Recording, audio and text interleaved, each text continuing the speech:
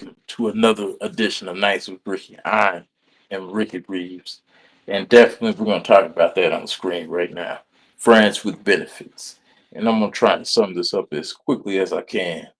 And I'm just talking about really the true benefits of having friends with benefits. Friends with benefits is pretty much two people that come together and they're friends. But one thing they have in common is they have sex and they remain friends at the same time. These situations, these relationships, they can really work as long as no one gets emotionally attached. Plain and simple. Once you start getting emotionally attached, it goes to shit. And that's the truth. One thing is that you have to keep in your mind that this woman is out fucking other men too. Because you fucking other women. So you gotta have, enough in your mind, like, hey, it's all good, whatever. Just don't bring no fucking disease or nothing like that to me.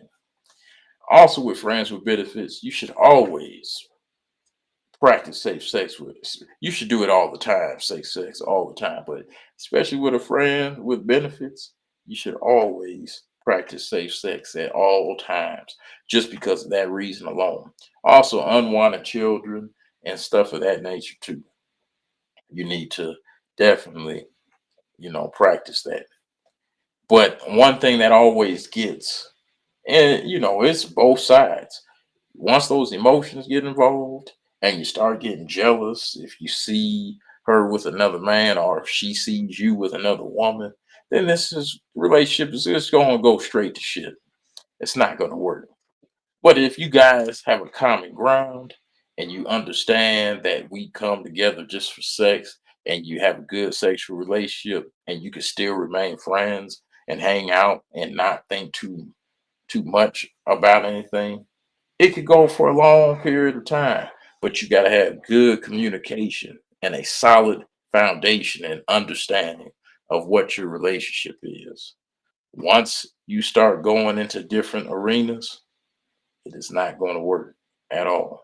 Just under any circumstances, it will not work at all. And if you think it will, I mean, you're just going to ask for a whole big ass problem. Also, a friends with benefits, it works better when people are actually single.